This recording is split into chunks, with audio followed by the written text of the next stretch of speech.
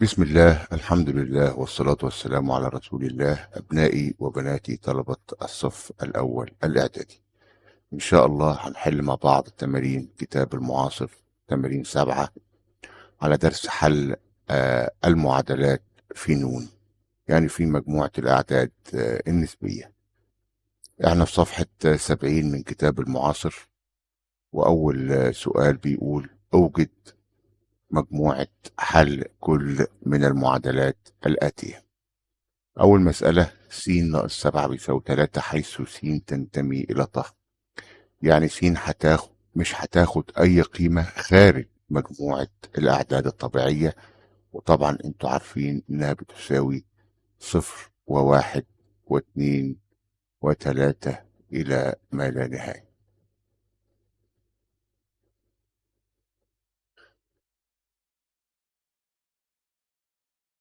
س ناقص 7 بيساوي 3. المعادلة طبعا، معنى كلمة معادلة طبعا بتتكون من طرفين بينهم تعادل أو تساوي أو توازن، في ناس بيسموها متساوية. يعني الطرف اليمين لازم يساوي الطرف الشمال. احنا عاوزين نجيب قيمة س هنا، يبقى يستحسن طبعا أو من المفروض إن احنا نخليها في طرف لوحدها، بالتالي هتساوي عدد ما في الطرف الآخر. معاها بالطرف اليمين هنا -7، عاوزين نتخلص من -7 دي، وبالتالي هنقول بإضافة أو إضافة 7 إلى طرفي المعادلة، لأن طرفي المعادلة دول زي الميزان. حطيت 7 هنا، لازم تحط 7 هنا عشان تفضل أو يفضل طرفي الميزان في حالة توازن أو في حالة تكافؤ أو في حالة تساوي. إذا س ناقص 7 زائد 7 بقى بيساوي 3 زائد 7. إذا -7 وموجب 7 الاتنين بيساوي 0. إذا س زائد 0 بيساوي 3 زائد 7 يعني 10. إذا س بتساوي 10. يبقى مجموعة الحل لس هي العدد تكون من عنصر واحد اللي هو العدد 10. ثاني مسألة: س زائد 17 بيساوي 13 حيث س تنتمي إلى ط.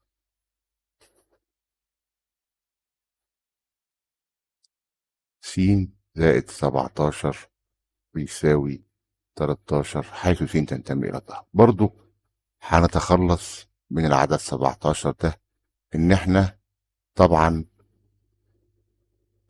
هنطرح من الطرفين العدد 17. ما نقدرش نقول نضيف -17 للطرفين، طبعا ينفع بس لو كانت س تنتمي إلى ص. لو ضفنا -7 هو قال لي س تنتمي إلى ط، فخلاص أشتغل على مجموعة الأعداد الطبيعية فقط. يبقى بدل ما أقول أضيف -17 للطرفين، لا، أطرح 17، لأن -17 لا تنتمي إلى ط، لكن 17 تنتمي إلى ط. فبالتالي أقول بطرح العدد 17 من الطرفين أو من طرفي المعادلة. إذا س زائد 17 ناقص بقى 17 بيساوي 13 ناقص 17. هنا ألاحظ إن 13 ناقص 17 هتدينا -4.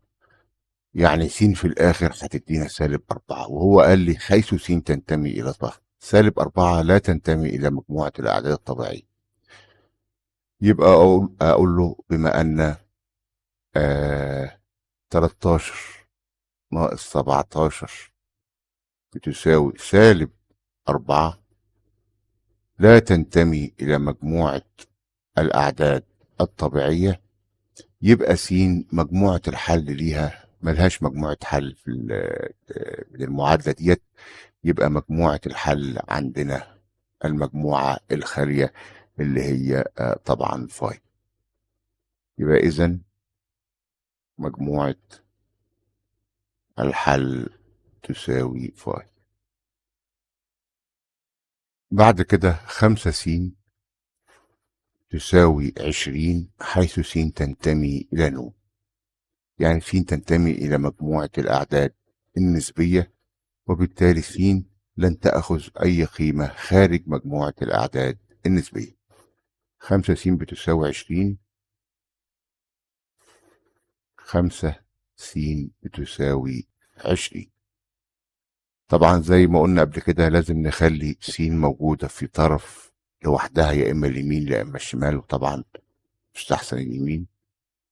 فبالتالي عاوزين نتخلص من الخمسة اللي مضروبة في السين دي. هنقول طبعا بقسمة الطرفين على 5، أو نقول بضرب الطرفين في خمس، الاتنين واحد. بقسمة الطرفين على العدد 5،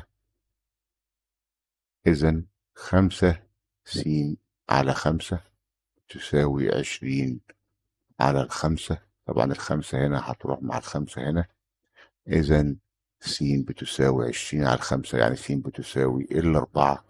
وطبعا 4 برضو بتنتمي لمجموعة الأعداد النسبية. يبقى إذن مجموعة الحل بتساوي المجموعة اللي فيها عنصر واحد اللي هو 4. المسألة اللي بعد كده 2 على 5 مضروبة في س بتساوي خمس، حيث س تنتمي إلى ن. 2 على 5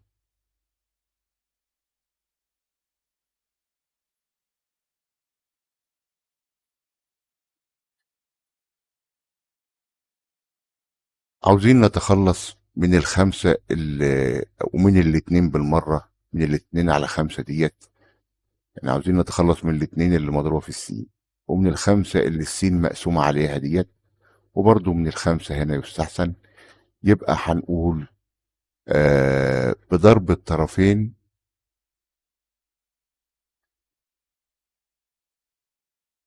في 5 على 2، عشان نتخلص من الاتنين اللي جنب س ديت، ونتخلص من الخمسة في خطوة واحدة. يبقى إذن 5 على 2 في 2 على 5 س بتساوي خمس في 5 على 2. الخمسة هتروح مع الخمسة، والاتنين هتروح مع الاتنين، وهنا برضو الخمسة هتروح مع الخمسة، هيتفضل نص. إذن س بقى هتساوي نص. طبعا نص تنتمي لمجموعة الأعداد النسبية، يبقى إذن مجموعة الحل بتساوي نص. المسألة اللي بعد كده -4 زائد ص بيساوي 13، حيث ص تنتمي إلى طه. -4 زائد ص بيساوي 13. عاوزين نتخلص من -4 دي عشان تبقى ص في طرف لوحديها زي ما عملنا. يبقى إضافة أو بإضافة 4 إلى الطرفين. إذن -4 زائد 4 زائد ص بيساوي 13 زائد 4. إذن 0 زائد ص بيساوي 13 زائد 4 17. إذا ص بتساوي 17. يبقى مجموعة الحل بتساوي العنصر الوحيد اللي فيها هو 17. بعد كده المسألة رقم 6. ألف ناقص سالب 3 بيساوي 1، حيث ألف تنتمي إلى صاد. طبعا المجهول عندنا ألف، ممكن المجهول عندنا يبقى صاد، يبقى ألف، يبقى س، يبقى ب. أهم حاجة يبقى موجود لوحده في معادلة، وبالتالي أقدر أجيبه في أحد الأطراف اللي هو الطرف اليمين أو الطرف الشمال، وأقدر أجيب قيمته. فهنا السالب 3 مطروحة من ألف، يعني السالب ده مضروبة في القوس ده، يعني سالب في سالب 3. فبالتالي يبقى إذا ألف زائد 3 بيساوي 1. يبقى برضو عشان نتخلص من العدد 3 هنضيف إلى الطرفين أو بطرح 3 من الطرفين، بطرح العدد 3 من الطرفين.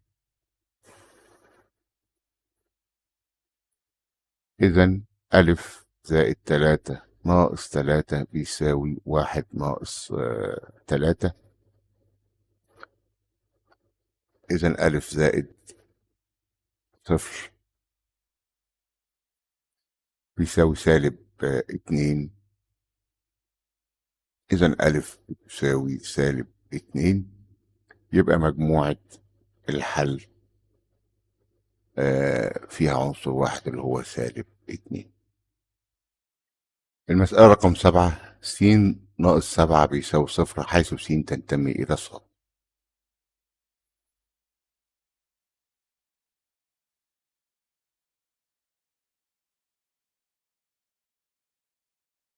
هتضيف طبعا موجب 7 للطرفين، إضافة العدد 7 إلى الطرفين.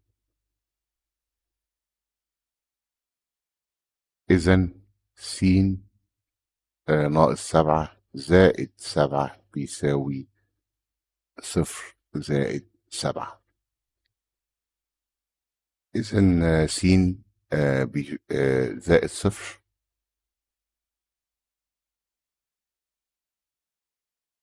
سالب 7 موجب 7 بصفر بيساوي 7. إذا س بتساوي 7. يبقى مجموعة الحل بتساوي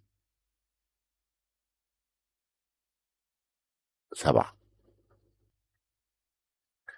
المسألة رقم 8.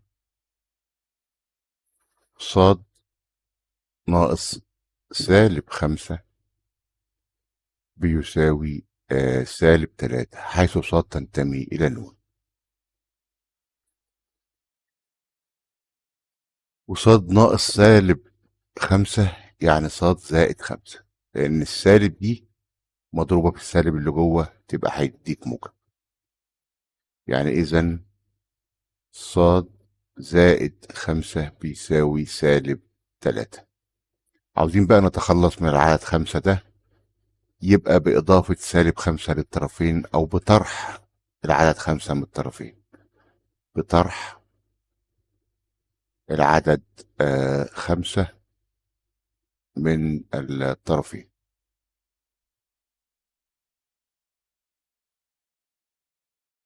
إذا صاد زائد 5 ناقص 5 بيساوي سالب 3 وناقص 5. إذا صاد زائد 0 بيساوي سالب 3 ناقص 5 يعني سالب 8. إذا صاد بتساوي سالب 8، وخلي بالك من مجموعة الحل اللي بتنتمي أو المجموعة اللي بتنتمي إليها صاد. دي مجموعة الأعداد النسبية. احنا كده ماشيين مظبوط. يبقى مجموعة الحل بتساوي العنصر سالب 8. المسألة رقم 10.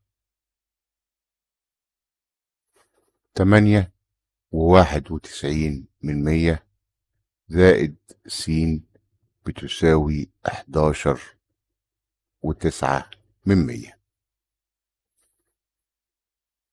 طبعا عاوزين نتخلص من العدد اللي هو 8.91 عشان تبقى س لوحدها في طرف ونقدر نجيب قيمتها بسهولة. يبقى هتقول بطرح 8.91 من الطرفين، طرفي المعادلة يعني.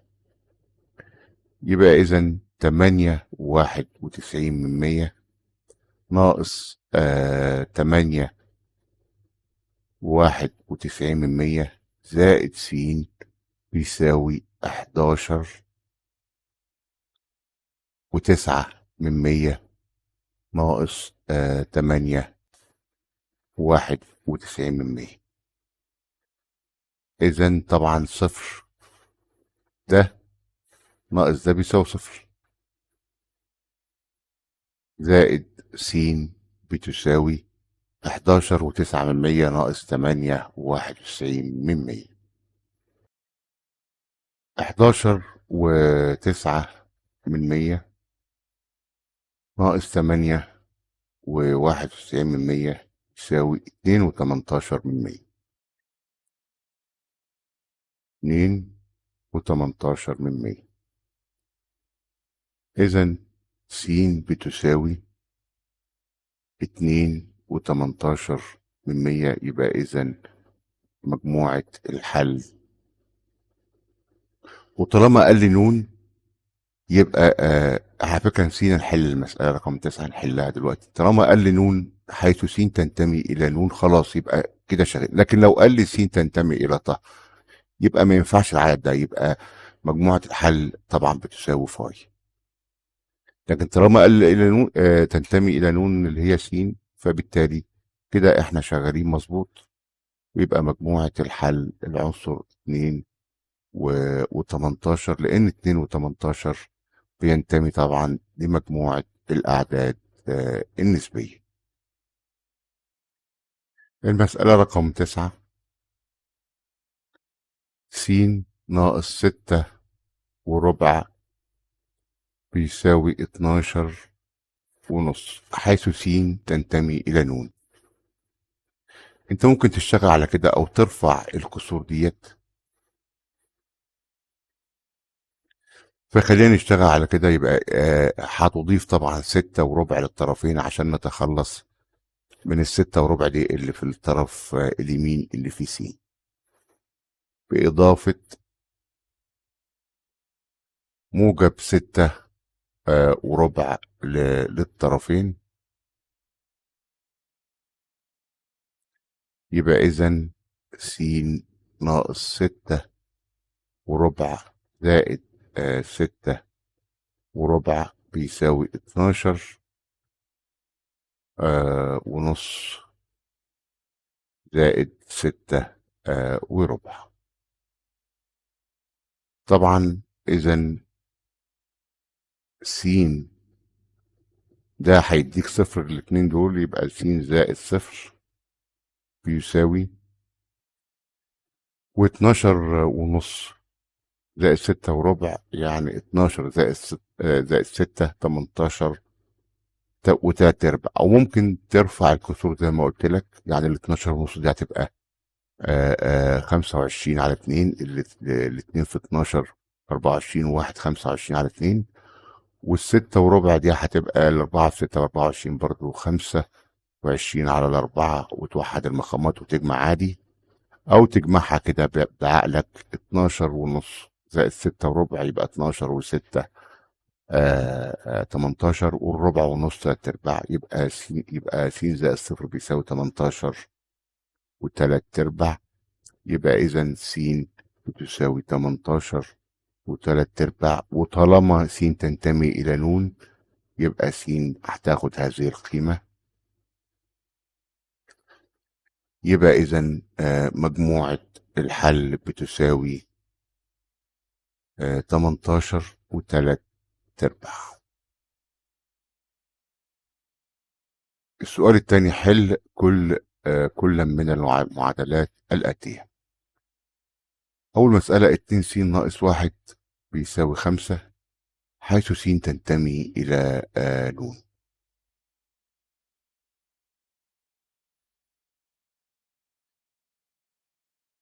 2 س ناقص 1 بتساوي 5. يبقى إضافة بقى موجب 1 للطرفين.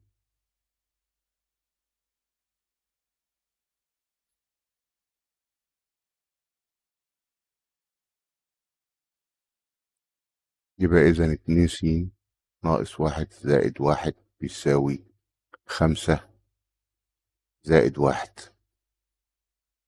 يبقى إذا 2 س زائد صفر تساوي 6.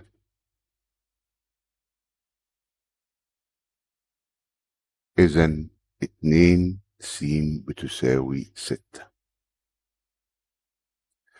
عاوزين برضو نتخلص من العدد 2 ده اللي هو مضروب في س. يبقى هتقول بقسمة الطرفين على 2. يبقى إذا 2 س على 2 بتساوي 6 على 2. الاتنين دي هتروح مع الاتنين ديت. إذا س تساوي 6 على 2 يعني بتساوي 3. هنا بقى اللي بقى عاوز مجموعة الحل، لأنها عاوز حل المعادلات، حل كل من المعادلات الآتية. أنا عاوز قيمة س، وأدي قيمة س، وقيمة س طبعا بتنتمي إلى المجموعة الأعداد النسبية إلى ن، و3 تنتمي إلى ن. المسألة اللي بعد كده: 8 س زائد 4 بيساوي 12 حيث س تنتمي إلى ن.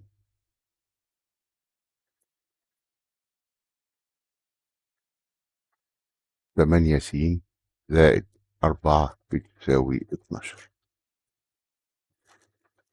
يبقى بإضافة -4 للطرفين أو بطرح 4 من الطرفين. بطرح 4 من الطرفين. إذا 8 س زائد 4 ناقص 4 بتساوي 12 ناقص 4.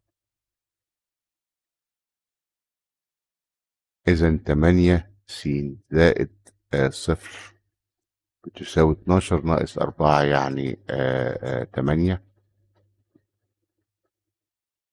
إذا 8 س بتساوي 8. عاوزين نتخلص من العدد 8 ده، يبقى هتقول له بقسمة الطرفين على 8. إذا 8 س على 8 بيساوي 8 على 8. 8 هتروح مع 8 وال8 هتروح مع 8. اتفضل هنا 1 طبعا. إذا س بتساوي 1. المسألة رقم 3: 3 س ناقص 13 بتساوي 26 حيث س تنتمي إلى ط. 3 س ناقص 13 بتساوي 26. يبقى بإضافة 13 للطرفين.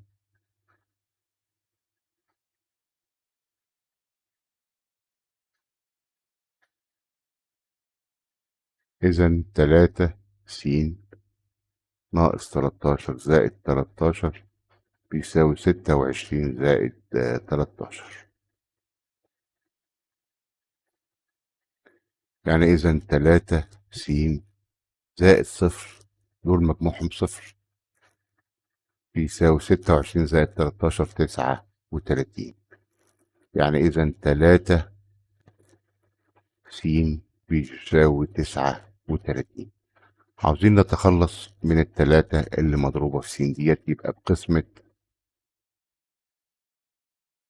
الطرفين على 3. يبقى إذا 3 س على التلاتة بيساوي 39 على التلاتة. يبقى إذا دي هتروح مع دي، والتلاتة 39 على التلاتة فيها ال 13. إذا س بتساوي 13. المسألة رقم 4، 2 س زائد 14 بيساوي 14 حيث س تنتمي إلى طه. 2 س زائد 14 بيساوي 14. عاوزين نتخلص من ال 14 دي بقى. اطرح أو بطرح 14 من الطرفين. إذا 2 س زائد 14 ناقص 14 بيساوي 14 ناقص 14. إذا 2 س زائد صفر بيساوي صفر. إذا 2 س بيساوي صفر. في قسمة بقى الطرفين على 2،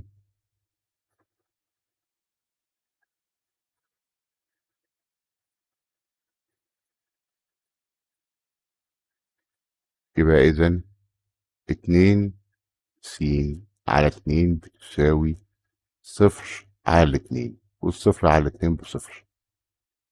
إذا طبعا الاتنين دي هتروح مع دي. إذا س بتساوي صفر. مسألة رقم 5، 8 زائد 2 س بيساوي 14 حيث س تنتمي إلى ص. 8 زائد 2 س بتساوي 14. يبقى بطرح برضو 8 من الطرفين. إذا 8 ناقص 8 زائد 2 س بتساوي 14. إذا صفر زائد 2 س بتساوي 14 ناقص 8. صفر زائد 2 س بيساوي 6.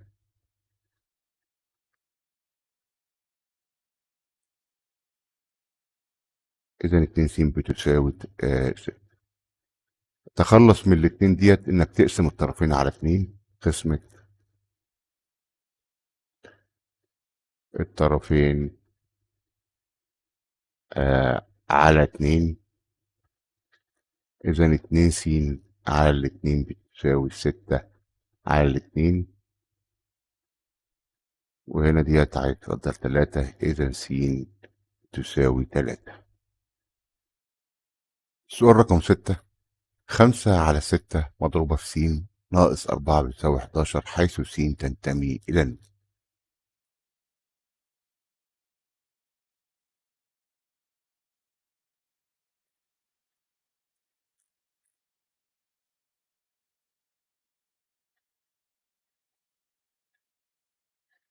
طبعا احنا عاوزين نتخلص من السالب 4 دي ومن ال5 على 6 اللي مضروبة في س، بس الأول هنتخلص من السالب 4. يبقى إضافة موجب 4 إلى الطرفين. يبقى إذا 5 على 6 س ناقص 4 زائد 4 بيساوي 11 زائد 4. يبقى إذا 5/6 س زائد 0 ناقص 4 زائد 4 ب0 بيساوي 11 زائد 4 ب15. إذا 5/6 س بيساوي 15. دلوقتي عاوزين نتخلص من العدد 5/6 اللي مضروب في س.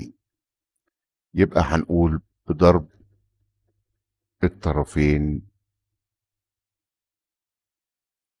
في 6/5 بقى عشان نتخلص من العدد ده كله، 5 في البسط و6 في المقام. يبقى إذا 6/5 في 5/6 س بتساوي 15 في 6/5. العدد ده كله هيروح مع العدد ده كله، إن ال5 هتروح مع ال5 وال6 مع ال6. يبقى إذا س بتساوي 5/5 فيها 1 على 5 فيها 3، يبقى 3 في 6 ب18. يبقى إذا س بتساوي 18. المسألة رقم 7. 8 ناقص 2 س تساوي -2 حيث س تنتمي إلى ص. طبعا نتخلص من العدد 8 ده الأول. يبقى بطرح 8 من الطرفين. إذا 8 ناقص 8 ناقص 2 س بيساوي -2 ناقص 8. إذا 0 ناقص 2 س بتساوي -10.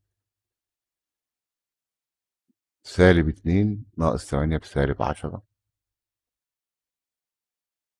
إذا -2 س بتساوي -10. عاوزين نتخلص من السالب ده والاتنين. يبقى في قسمة الطرفين على -2، وبالتالي هنتخلص من السالب ديت اللي مضروبة في س برضه. يبقى إذا -2 س على -2 تساوي -10 على -2. يبقى إذا طبعا -2 هتروح مع -2. إذا س موجب س بقى، لأن السالب على السالب بموجب. إذا س بتساوي، وبرضه هنا -10 على -2 بموجب 5. إذا س بتساوي 5. المسألة رقم 8. 2 ناقص 5 س بتساوي 0 حيث س تنتمي إلى ن. يبقى هنتخلص من الاتنين ديت بطرح 2 من الطرفين.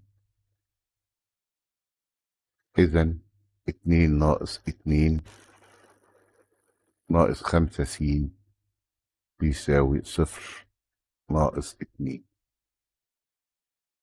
إذا الاتنين والسالب 2 هيروحوا مع بعض. إذا -5 س بيساوي -2. بقسمة الطرفين على -5 عشان نتخلص من -5 دي. بقسمة الطرفين على -5. إذا -5 س على -5 بيساوي -2 على -5. -5 هتروح مع -5، ولازم تفتكر إن -5 سالب على سالب بموجب. يبقى -5 على -5 موجب 1. يبقى إذا س وكذلك هنا سالب على سالب بموجب. إذا س بيساوي 2 على 5. مسألة رقم 9. 2 س زائد 3 س زائد 25 بتساوي 5، حيث س تنتمي إلى ص. طيب انت لو تلاحظ عندك هنا 2 س 3 س، طب ما تجمع، يبقى إذا 5 س 2 س و3 س 5 س زائد 25 بتساوي 5. وتخلص من ال 25 ديت انك تطرح 25 من الايه، من الطرفين.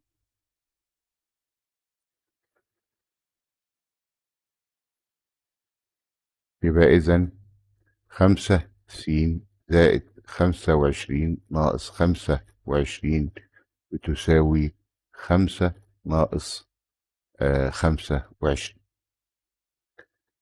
يبقى اذا 5 س زائد صفر بتساوي 5 ناقص 25 يعني سالب 20.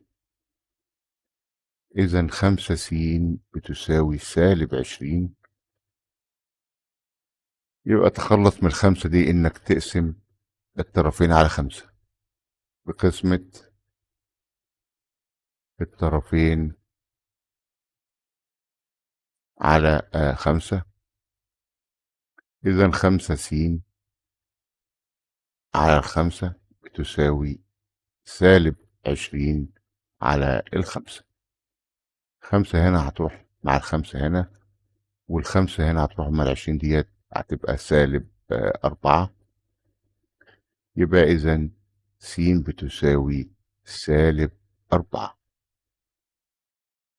المسألة رقم 10. 6 س ناقص 2 س زائد 7 بيساوي 4. 6 س ناقص 2 س، أجري عملية لازم تجري عملية الطرح دي. يبقى إذا 6 س ناقص 2 س بموجب 4 س زائد 7 بتساوي 4. هنتخلص من 7 ديت بطرح 7 من الطرفين. إذا 4 س زائد 7 ناقص 7 بيساوي 4 ناقص 7. إذا 4 س زائد صفر بيساوي سالب 3. إذا 4 س بتساوي سالب 3. واقسم الطرفين بقى على الأربعة دي بقسمة الطرفين على الأربعة. إذا 4 س على الأربعة بيساوي سالب 3 على الأربعة. الأربعة دي هتروح مع الأربعة ديت، إذا س بتساوي سالب 3/4. طبعا سالب 3/4 لا تنتمي إلى مجموعة الأعداد الصحيحة. وهو قال لي هنا إن س تنتمي إلى ص، يبقى المعادلة دي ليس لها حل في مجموعة الأعداد الصحيحة. يبقى إذا المعادلة طبعا لا تنتمي إلى ص. 3/4 ينتمي إلى الأعداد النسبية، ينتمي إلى الأولى، ولكن لا ينتمي إلى ص. سالب 3/4 يعني، يبقى المعادلة ليس لها حل في مجموعة الأعداد الصحيحة، يعني إيه، في ص.